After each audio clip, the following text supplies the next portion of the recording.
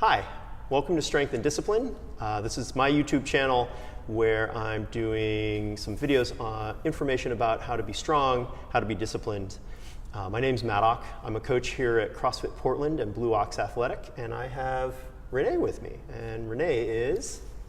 I am a hairdresser here in Portland, Oregon. I work at Proper Hair Salon, which is in downtown Southeast Portland. And you can find me on Instagram. What's your Instagram handle? It's Rene.DeJarnatt. It's my last name, RENE.DEJARNATT. And you can find me there. Sweet.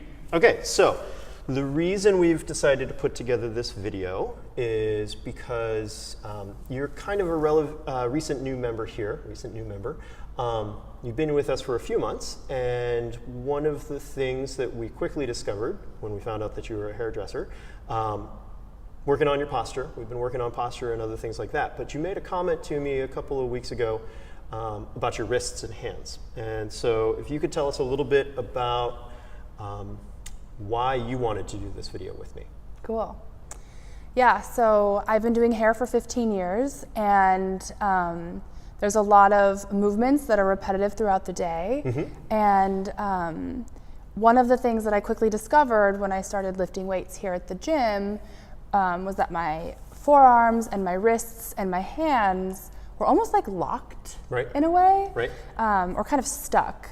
And through some of the motions, some of the movements that you were having me do, I felt like I was sort of stretching and kind of working out some of that tension. Mm-hmm. And then I noticed behind the chair over time that the pain was going away. Okay, so you'd been experiencing pain while you were working?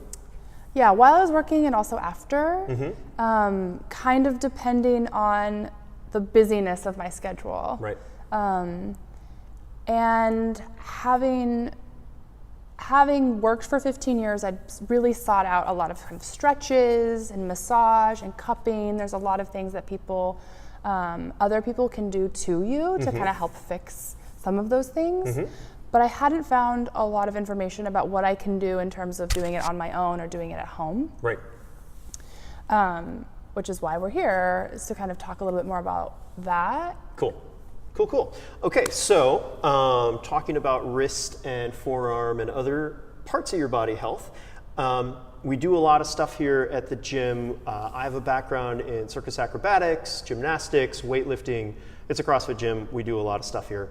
But a fair amount of our focus is on making sure that everyone's joints are working to the best of their abilities. Now, self-care is something that you've got to do every day.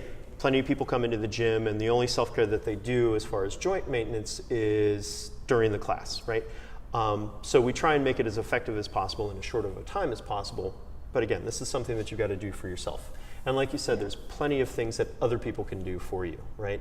Massage therapists, cupping, acupuncture. I don't know if you've had acupuncture in your forearms at all, or into the interstitial, into the muscles in between your finger bones, stuff like that. It's Not pretty yet. fun.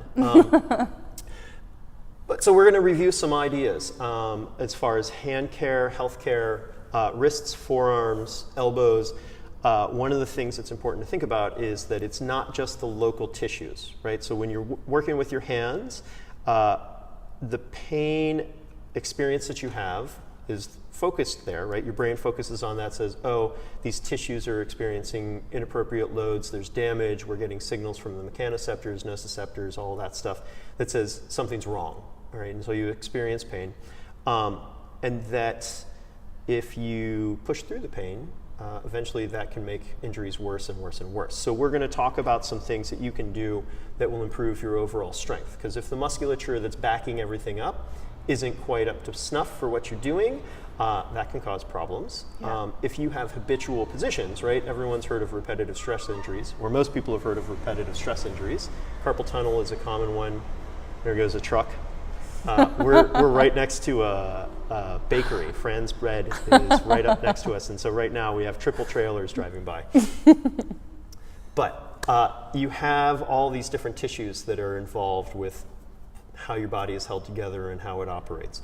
And so if we focus just on your hands and wrists, we're going to get part of the puzzle. but a lot of what you can experience in your hands, wrists, and forearms comes from the musculature up near your elbow, up in your shoulder, all the way up into your neck, right? So your hands are driven by nerves that come out of the base of your skull and upper spine, right, your neck.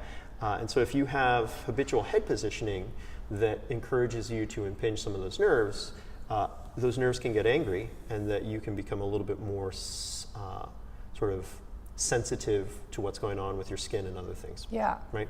How much do you know about the skin of your hands? Very little. Okay, so you follow Katie Bowman, right? Yeah. So Katie Bowman is a anatomist and human movement specialist up in Seattle, right? She's up by Seattle. She talks a lot about hands and feet and other things like that, moving around naturally. We're both wearing minimalist shoes, if you look carefully, right? But one of the things that I follow, one of the other people that I follow is Emily Splichal. She's a podiatrist out of New York City. And she talks a lot about the nerve endings that are in the rugose skin of your body.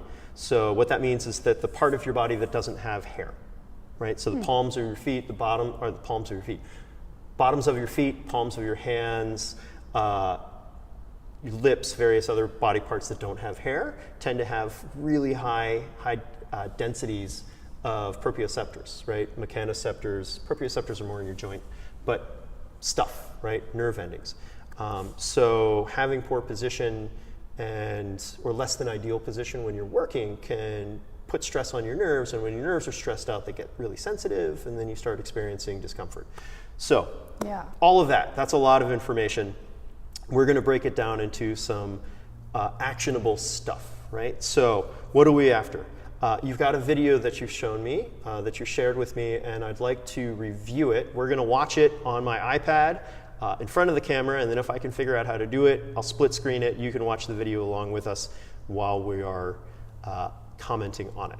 Yeah. Break.